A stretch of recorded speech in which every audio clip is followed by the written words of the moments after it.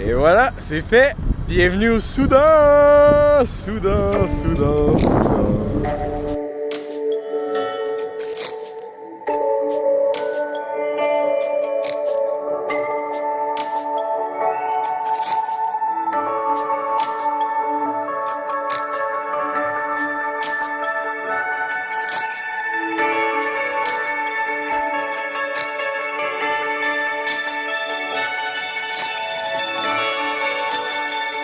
La partie du voyage entre Aswan, la dernière ville d'Égypte, et Wadi Halfa, la première ville au Soudan, m'inquiétait énormément car il y a très peu d'informations sur Internet sur ces 300 km-là et il y a beaucoup de complications.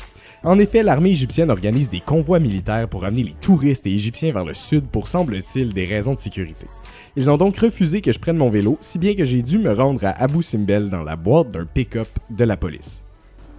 Évidemment, quand j'ai fini par arriver à Abu Simbel, j'ai manqué le dernier traversier pour le Soudan, si bien que j'ai dû dormir une nuit dans cette ville-là avant de pouvoir traverser le lac le lendemain matin. C'est quand même plutôt sympa d'avoir le temple d'Abu Simbel à toi tout seul le soir.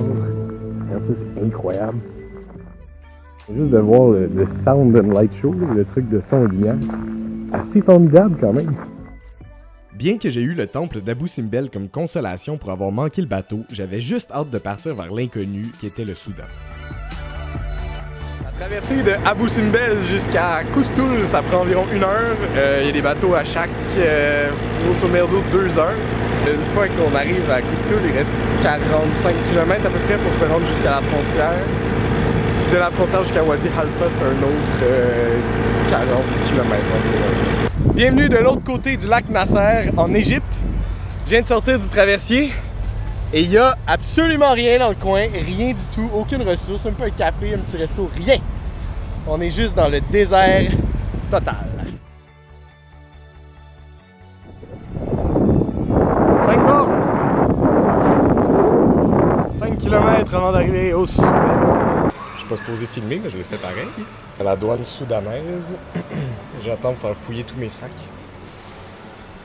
Plein de formulaires comme ça à remplir. Mais à date, ça va bien, c'est pas trop long. Ça fait peut-être 1 heure que j'ai commencé le processus. Le Soudan, il me semble que j'aurais jamais pensé venir faire du vélo ici un jour. C'est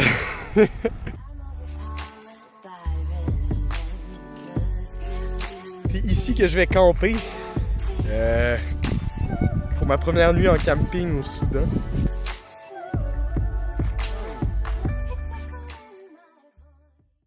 Come, Mister, in Sudan. My name Sirri Ghallab, cafeteria of Semna. J'ai de manger à Semna. Of Semna, yes. Un petit déj absolument délicieux où j'ai eu plein de protéines, assez pour suivre toute ma route. Puis je repars vers Abri, qui est comme à 120 km plus loin. Puis Soudan. Déjà, Soudan. Au Soudan, ben oui. Il fait déjà 40 degrés. OK. OK, alright. Let's go. Thank you.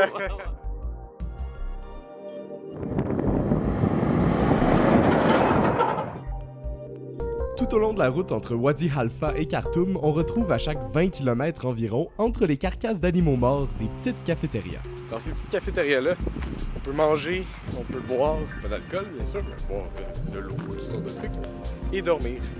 L'avantage indéniable d'y dormir est que c'est complètement gratuit. Côté confort, c'est sûr que ça peut laisser à désirer, mais moi ça m'a jamais empêché de dormir la nuit. Je vais passer une nuit ici, sur ce matelas-là, dans le désert, dans une cafétéria.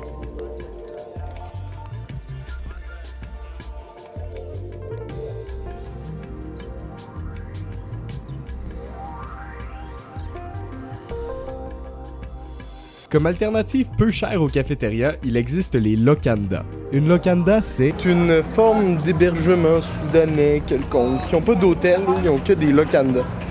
Et grosso merdo, c'est quoi une lokanda? Ben, c'est une place où il y a des lits pour pas cher. Donc on peut dormir dehors comme ça, ou avoir une chambre privée comme moi j'ai. Qui est soit dit en passant pas vraiment mieux. Mais... Un des points faibles du nord du Soudan qui a totalement miné mon moral, c'est la bouffe. Malgré le fait qu'on longe le Nil et ses luxuriantes terres agricoles sur 900 km, il n'y a aucun aliment frais de disponible dans les cafétérias. À titre d'exemple, peux-tu nous décrire ce que tu as dans ton assiette? Les oignons, les œufs, du pain. C'est à peu près ça. Fait que là, l'idée, c'est de prendre du pain là, puis d'essayer d'en ramasser le plus. ce à quoi je suis absolument mauvais. Puis après ça, ben, on mange ça tout rond, comme ça. Ça demande tellement de salive manger ce truc-là, j'ai l'impression que je me bourre de pain. Et qu'au final, j'en ai pas de protéines parce que tout ce que j'ai mangé, c'est du pain. C'est pratique quand on roule dans un pays où il fait 50 degrés, là. Oh! Oh, que ça donne le goût de manger ce plat-là après. Oh, que ça donne le goût. On pousse jusqu'après le coucher de soleil pour se rendre jusqu'à Khartoum. Qu'est-ce que je ferais pas pour ne pas avoir à passer une nuit de plus dans le désert à manger des bines et du pain? Je ne sais pas. Khartoum, c'est rien de plus qu'un immense bordel mal éclairé. Là, on va essayer de se rendre dans la ville parce que là, on est juste à la limite.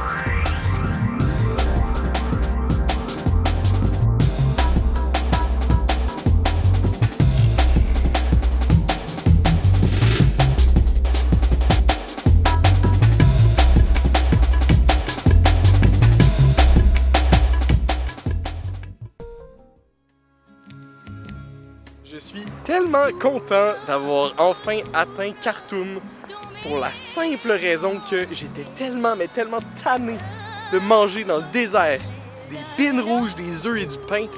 Ah! Ça m'a mis en rogne.